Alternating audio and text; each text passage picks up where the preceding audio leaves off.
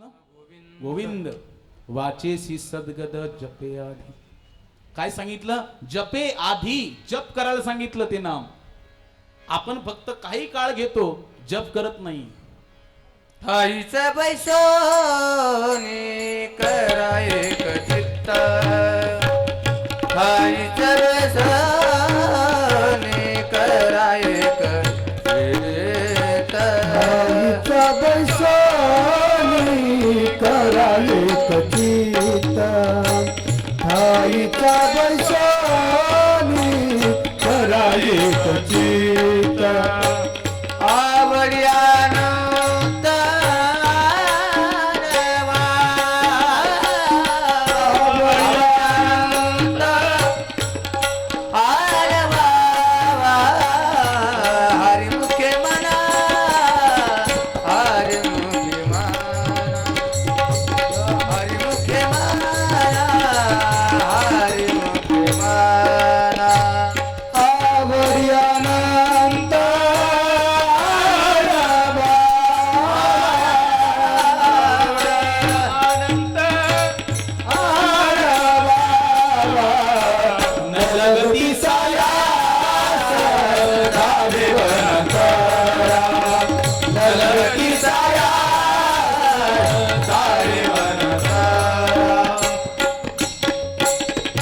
ठाईच बैसोनी करा एक चित्त, आवडी अनंत आळवावा, न लगती सायास जावे वनांतरा, सुखे तो घरा नारायण. बरं का? म्हणून संतांनी सांगितलं जप करा, आणि भगवंताने गीतेत देखील सांगितलं यज्ञानाम जप योग्योस्मी स्थावराणाम हिमालय. अरे सर्व यज्ञांमध्ये श्रेष्ठ यज्ञ कोणता आहे? माझा जप यज्ञ श्रेष्ठ आहे. नाम जप केला पाहिजे. बर का? नित्य नेम नामी तो प्राणी दुर्लभ, आणि लक्ष्मी वल्लभ तया जवळी. नित्य नेम नामी, नित्यतेने नियमपूर्वक जो नामाचं चिंतन करतो, ज्ञानेश्वर महाराज सांगतात, माऊली सांगतात काय? लक्ष्मी वल्लभ तया जवळी. लक्ष्मी आणि वल्लभ नारायण पांडुरंग परमात्मा नित्य त्या ठिकाणी निवास करतात. आणि नामचिंतन ज्याचं प्रगाढ आहे, लक्षात घ्या. कलियुगामध्ये केवळ काय सांगितलं? हा, तुका म्हणे सोपे आहे सर्वाहुनी, आणि शहाणा तो ध्वनी घेतोय. अतिशय सोपं करून सोडलं संतांनी. अनेक मार्ग आहेत, अनेक प्रकारचे योग भगवंताने सांगितले, पण भगवंताने अर्जुनाला सांगितलं काय? मय्या वेश मनो ये माम नित्ययुक्ता उपासते श्रद्धया पर्योपेतास्तेने युक्त तमामता. अर्जुनाने विचारलं, भगवंता तुमची सगुण साकार उपासना श्रेष्ठ की निर्गुण निराकार उपासना श्रेष्ठ? कोणती? भगवंत स्वतःचं मत प्रयुक्त करत असताना म्हणतात, अर्जुना जर तू माझं मत विचारत असशील तर मय्या वेश्मनो ये माम नित्ययुक्ता उपासते. माझ्या चरणी स्वतःचं मन अर्पण करून पूर्णपणे मला शरण येऊन काय करायचं? नित्ययुक्ता. एकच युक्ता नाही, एक दिवस युक्ता नाही सांगितलं, नित्य निरंतर नित्ययुक्ता उपासते. माझं भजन करायचं, चिंतन करायचं, स्मरण करायचं. हा, श्रद्धया पर्योपेता असते. कशा प्रकारे? श्रद्धापूर्वक चिंतन करायचं. आणि तोच माझ्या मताने, बरं का अर्जुना, माझ्या मताने तो सर्वात श्रेष्ठ योगी आहे, सर्वात श्रेष्ठ भक्त आहे. म्हणून नारदजी सांगतात की संतांचे उपकार आहेत, त्या संतांच्या कृपेमुळे आपल्याला भजन भेटतं. लक्षात ठेवा, आपण या भागवत कथेमध्ये आलात, तुमच्या मनामध्ये श्रद्धा आहे म्हणून आलात. श्रद्धा जर नसती तर संतांचा संघही घडत नसतो. अधो श्रद्धा तत् साधु संग, तत् भजन क्रिया, तत् अनर्थ निवृत्ती. हे शिडी आहे, स्टेप्स आहेत. भगवंताच्या प्रेमाच्या प्राप्तीसाठी संतांनी सांगितलेले ह्या शिड्या आहेत. बर का? एक एक स्तर आहेत. पहिली श्रद्धा असते तेव्हा साधूचा संग होतो, आणि साधूच्या संघाने भजन प्राप्त होतं.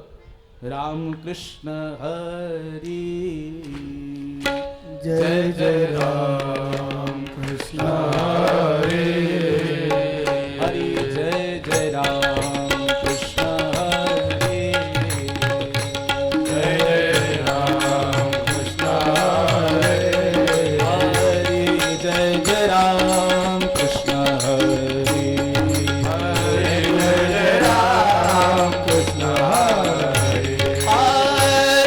जय जय राम कृष्ण हरी हरि जय राम कृष्ण जय जय राम कृष्ण हरी जय राम कृष्ण हरि जय जय राम कृष्ण जय हरी जय राम जय जय राम कृष्ण जय राम कृष्ण हरि जय जय राम कृष्ण जय राम कृष्ण जय राम कृष्ण जय राम कृष्ण जय राम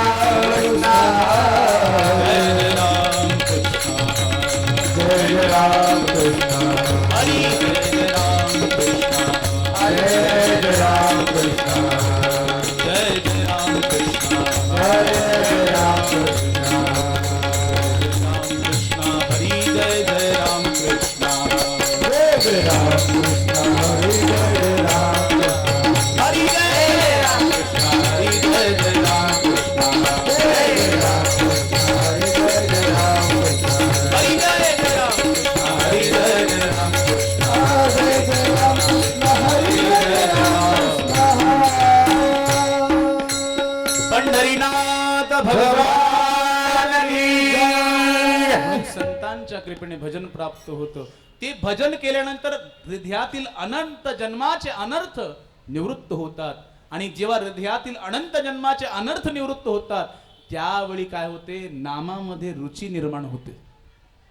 नामामध्ये रुची निर्माण होते आणि नामामध्ये ज्या साधकाला रुची निर्माण होते त्याचं निष्ठेमध्ये परिवर्तन होते, त्याची निष्ठा परिपक्व होते आणि ज्याची निष्ठा परिपक्व होते त्याला नामाला सोडताच येत नाही, आसक्ती त्याच्या जीवनामध्ये प्राप्त होते, नाम सोडू शकत नाही तो. जसं गोपिका कृष्ण भगवंताला आपल्या हृदयातून काढण्यासाठी प्रयत्न करत होते तरी कृष्ण भगवंत त्यांच्या हृदयातून निघत नव्हता, कारण एवढी आसक्ती त्या कान्हाची जडली होती.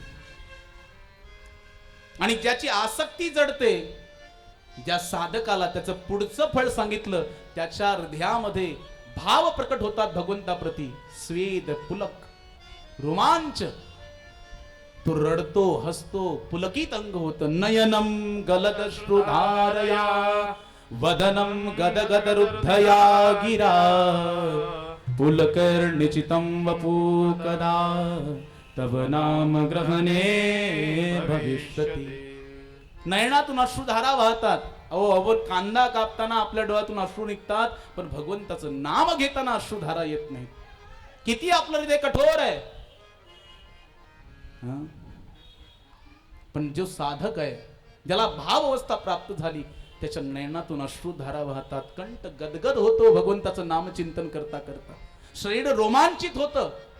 अशी अवस्था त्या साधकाला प्राप्त होते भाव अवस्थेच्या स्तरावर गेल्यानंतर. आणि त्याची पुढचं फळ सांगितलं प्रेम अवस्था. भक्तीची प्रेम अवस्था ही अंतिम अवस्था आहे.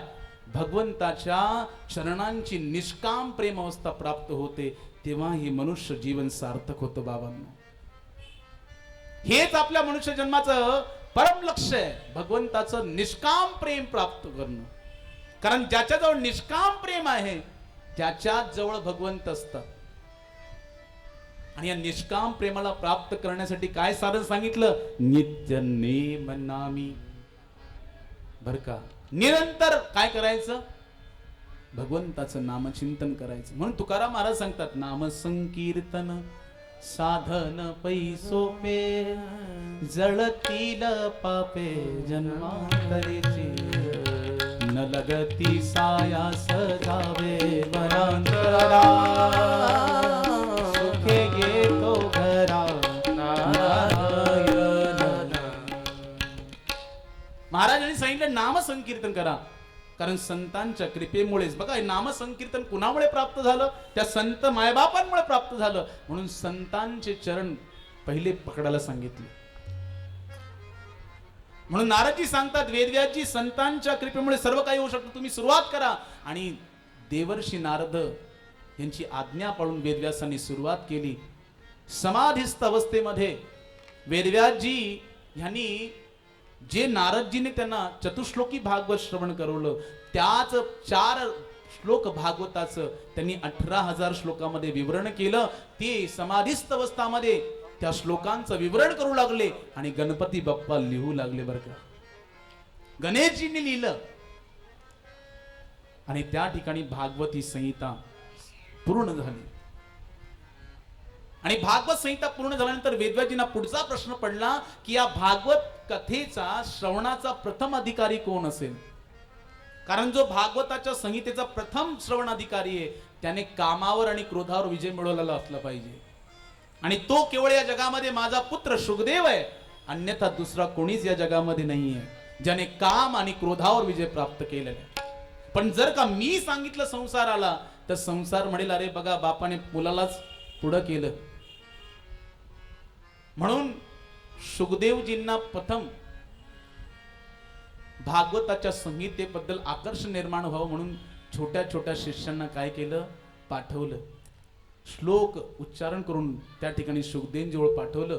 वरहा पीडम नटवर वपु कर्णयो कर्णिकारम बिभ्रदवास कनक कपिशम वैजयंती चमालाम रंदानवेनोरधर सुदया पूरयन् गोपवृन्देर वृंदारण्यम स्वपदपरम पूरयद गोपकीर्ती.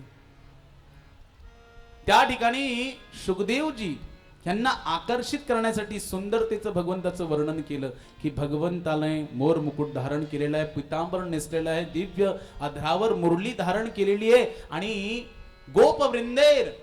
गोपवृंदांद्वारे त्यांचा जयघोष होतोय आणि स्वतःच्या चरण कमलांनी त्यांनी वृंदावनाला पावन केलेलं आहे. अशा भगवंताला माझा कोटी कोटी प्रणाम. सुंदरतेचं वर्णन ऐकलं शुकदेवजींनी डोळे उघडले. असा सुंदर भगवंत आहे का. आणि त्या ठिकाणी म्हणले असेल सुंदर. परत समाधिस्थ झाले आणि त्यानंतर दुसरा श्लोक त्या शिष्यांनी वर्णन केला. अहो बकीयम स्तनकालकूटम जिघांसया पाय यदप्य साध्वी लेभे गतिम धातृम चितां ततोन्यम कम वा दयालुम शरणम ब्रजेम. अरे तो भगवंत किती दयाशील आहे, किती करुणावान आहे. जी बकी म्हणजे पूतना आपल्या स्तनांवरती कालकूट नावाचं विष लावून भगवंताला मारण्यासाठी आली, त्या पूतनेला देखील भगवंताने यशोदा मातेची गती प्रदान दिली. किती दयावान आहे. मारणाऱ्या येणाऱ्या पुतणीला देखील मातेची गती प्रदान करून देणारा तो प्रभू परमात्मा एवढा दयाळू आहे. आणि त्यावेळी शुकदेवजींचं समाधीस्थ अवस्था त्या ठिकाणी संपूर्ण प्राप्त झाली आणि त्यांनी त्या शिष्यांना विचारलं अजून श्लोकांचं उच्चारण करा. त्यावेळी ते शिष्य म्हणतात अहो हे वेदव्यासांनी तयार केलेले 18,000 श्लोक अजून आहेत. तुम्हाला जर श्रवणीय प्राप्त करायचं असेल तर चला तुमच्या बाबांकडे. आणि शुकदेवजी वेदव्यासांकडे गेले. भागवताची संहिता त्यांनी श्रवण केली बरं का. आणि श्रवण केल्यानंतर त्या ठिकाणी शुकदेवजींनी परीक्षित महाराजांना हीच भागवत कथा 7 दिवसामध्ये श्रवण करवली. शौनक ऋषी म्हणतात हे परीक्षित कोण आहेत. ज्यांना शुकदेवजींनी 7 दिवस भागवत कथा श्रवण करवली हे परीक्षित कोण आहेत. आणि त्यावेळी सुंदर असं उपाख्यान त्या ठिकाणी सूत गोस्वामींनी सांगितलं. कौरव पांडवांचं युद्ध झालं. महाभारताच्या युद्धामध्ये समग्र कौरव मांडले गेले. दुर्योधन उरला होता अतिशय जर्जर अवस्थेमध्ये. आता गतप्राणच होणार आहे आणि अंतिम घटिका त्याची चालू होती. द्रोणाचार्य पुत्र अश्वत्थामा त्या ठिकाणी आले आणि दुर्योधनाची अशी अवस्था पाहून त्यांनी त्या ठिकाणी दुर्योधनाला विचारणा केली. अरे दुर्योधना तुझी एवढी बिकट अवस्था कोणी केली. आणि त्यावेळी दुर्योधनाला माहिती होतं की बघ हे पांडवांमुळे झालं. आम्ही समग्र कौरव नाश पावलो पण पांडवांना काहीही झालं नाही. अंतिम इच्छा माझी हीच आहे की आम्ही एवढे भाऊ मारले गेलो त्याच्यामधला एकही मेला नाही बर का. त्यांचा देखील विनाश व्हावा ही माझी इच्छा आहे. आणि त्यावेळी अश्वत्थामा म्हणतो ठीक आहे मी त्या ठिकाणी जाईन तुझी इच्छा पूर्ण करेन. ज्यांचा कृष्ण रखवाला आहे मारे कृष्ण राखे कै, राखे कृष्ण मारे कै. भगवंत ज्याला वाचू इच्छितात त्याला कोणी मारू शकत नाही, आणि भगवंत ज्याला मारू इच्छितात त्याला कोणी तारू शकत नाही. असा दिव्य भाव भगवंताच्या भक्ताप्रती असतो. आणि त्या ठिकाणी अश्वत्थामा जेव्हा गेला, काही संत, ब्रजवासी संत वर्णन करतात की भगवंताने त्यावेळी पांडवांना वाचवण्यासाठी त्यांना सांगितलं, अरे तुम्ही तर विजय प्राप्त केला, चला उत्सव साजरा करू, संतांच्या आश्रमात चला, संतांच्या सानिध्यात चला, उत्सव साजरा करू, काय इथे झोपतात. आणि भगवंताने त्या 5ही पांडवांना घेऊन बाहेर प्रस्थान केलं. आणि त्या 5 पांडवांचे पुत्र आपापल्या बाबांच्या शय्येवर येऊन निजले. आणि संत सांगतात की त्या ठिकाणी भगवंताने शिवजींना रक्षणासाठी ठेवलं, बरं का, द्वारपाल म्हणून ठेवलं. अश्वत्थामा जेव्हा आला तेव्हा अश्वत्थाम्याने जेव्हा प्रवेश करू इच्छित होता त्यावेळी शिवजींचं त्यांचं युद्ध झालं. आणि युद्ध झाल्यानंतर परास्त झाला. अश्वत्थामाने शिवजींची स्तुती केली आणि शिवजींकडे वर प्राप्त व्हावा याची याचना केली. शिवजी आशुतोष आहेत. शिवजी म्हणले वर माग. म्हणले की तुम्ही माझ्या या कार्यामध्ये बाधा उत्पन्न करू नका, मला या 5ही पांडवांना मारून द्या, ह्याच्यामध्ये बाधा उत्पन्न करू नका, हाच वर द्या. शिवजी तथास्तु म्हणाले, बर का. या ठिकाणी प्रश्न निर्माण होतो, भगवंताने त्यांना त्यांच्या रक्षणासाठी उपस्थित केलं होतं शिवजींना, शंकरजींना. मग शंकरजीने तसा वर का दिला? कारण शंकरजी हे तमोगुणाचे अधिष्ठात्री देवता आहेत. जेव्हा सृष्टीचा प्रलय काल येतो त्यावेळी यांची स्मरण केलं जातं आणि सृष्टीचा प्रलय हे घडून आणतात शिवजी. जेव्हा शंकरजींनी विचार केला की भगवान श्रीकृष्णांनी मला संध्याकाळच्या वेळी माझं आवाहन करून बोलवलं आणि द्वारपाल म्हणून मला ठेवलंय, म्हणजे नक्कीच मी प्रलय देवता आहे, काहीतरी प्रलय घडून आणण्याची भगवंताची इच्छा आहे, म्हणून मला या ठिकाणी उपस्थित केलेलं. आणि या ठिकाणी अश्वत्थामाला वर प्राप्त झाल्यानंतर अश्वत्थामाने दिव्य शस्त्राने पांडवांच्या पुत्रांचं मस्तक धडापासून वेगळं केलं. ते मस्तक घेऊन तो दुर्योधनाकडे आला. दुर्योधनाकडे आल्यानंतर त्या ठिकाणी दुर्योधना जेव्हा ते नीट निरखून पाहिलं तेव्हा दुर्योधनाचा दुःख आतोनात वाढलं. आणि दुर्योधन दुःख व्यतीत करत असताना म्हणाला, अरे अश्वत्थामा, हे पांडव नाहीयेत, हे तर पांडवांचे पुत्र आहेत. अरे यांच्याबरोबर माझं काय वैर आहे, यांनी काय माझं वाईट केलंय, तू तर आमच्या कुळामध्ये पाणी देणारा देखील ठेवला नाहीस. आणि अशा दुःख अवस्थेमध्ये दुर्योधनाने प्राण सोडले. अश्वत्थामा घाबरला. तो विचार करू लागला, आता माझं काही खरं नाहीये. तिकडे द्रौपदीचे 5 पुत्र रक्ताच्या धाऱ्यामध्ये असले आणि समग्र हस्तिनापूरवासी त्या ठिकाणी एकत्रित झाले. द्रौपदी बरोबर आक्रांत होऊन क्रंदन करू लागले. एवढं कुचित कार्य कोणी केलं असावं. आणि अर्जुनाला कळलं. अर्जुनाने शपथ घेतली द्रौपदी समोर, द्रौपदी तू काळजी करू नको, ज्याने तुझ्या पुत्रांना मारलेलं आहे, कळून चुकलं, अश्वत्थाम्याने मारलं, अश्वत्थाम्याला मी इथं येऊन तुझ्या समोर येऊनच मृत्यूदंड प्रदान करेन, ही प्रतिज्ञा अर्जुनाने केली. आणि त्या ठिकाणी अश्वत्थाम्याचा पाठलाग करू लागला. आणि अश्वत्थाम्याचा जो पाठलाग करू लागला, अश्वत्थाम्याने ब्रह्मास्त्र सोडलं. भगवान श्रीकृष्ण स्वतः रथावर आरूढ होऊन अश्वत्थाम्याचं पाठलाग करणाऱ्या अर्जुनाचं सारथ्य स्वीकार करून जात होते. अश्वत्थाम्याने जेव्हा अस्त्र सोडलं त्यावेळी भगवंत म्हणतात, अर्जुना तू देखील अस्त्र सोड. आणि अर्जुनाने अस्त्र सोडलं. कारण भगवंत म्हणाले, अर्जुना तुला अस्त्र चालवता देखील येतं आणि मागे घेता देखील येतं, म्हणून तू अस्त्र चालव. आणि ब्रह्मास्त्रावर जेव्हा ब्रह्मास्त्र टकराव झाला त्या ठिकाणीच म्हणतात, भगवंताने त्वरित अर्जुनाला सांगितलं, आता याला शांत करून घे. आणि अर्जुनाने आपल्या ब्रह्मास्त्राचा प्रभाव शांत केला. बघा, ब्रह्मास्त्रावरती कोणत्याही शस्त्राचा जेव्हा प्रयोग केला जातो तेव्हा ब्रह्मास्त्राचा प्रभाव हा कमी होतो. प्रभू रामचंद्र यांच्या कार्यसिद्धीसाठी जेव्हा हनुमानजी लंकेमध्ये गेले आणि लंकेमध्ये गेल्यानंतर माता जानकीला प्रभूचं जे काही चिंतन सांगितलं, त्यानंतर अशोक वाटिकेमध्ये जेव्हा अशोक वाटिकेला विध्वंस करण्याचा प्रयत्न केला, त्यावेळी समग्र असुर त्या ठिकाणी आले, पण सगळ्यांचा नाश केला मेघनाथ स्वतः आला, रावणाचा पुत्र. आणि हनुमानजींना बंदिस्त करण्यासाठी त्याने ब्रह्मास्त्र चालवलं. हनुमानजींकडे सामर्थ्य होतं की ब्रह्मास्त्राला देखील परास्त करू शकत होते, त्या बंधनातून मुक्त होऊ शकत होते, एवढं सामर्थ्य हनुमानजींकडे होतं. पण हनुमानजीने ब्रह्मास्त्रांचा सन्मान केला, स्वतः ब्रह्मास्त्राच्या बंधनात बंदिस्त झाले. आणि मेघनाथ सुखावला, म्हणलं आता हे वानर काही करू शकणार नाही.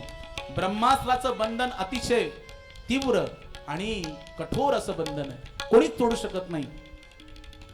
पण त्या ठिकाणी जेव्हा मेघनाथ विसावला, त्या असुरांनी काय केलं, ब्रह्मास्त्राच्या बंधनात अडकलेल्या हनुमानजींवर पुन्हा लोखंडाच्या साखळीचं बंधन लावलं.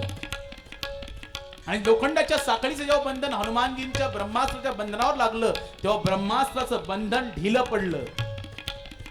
आणि ढिलं पडल्यानंतर मेघनाथ अतिशय चिंतित अवस्थेमध्ये त्या ठिकाणी दुःख व्यतीत करू लागला. अरे अरे अरे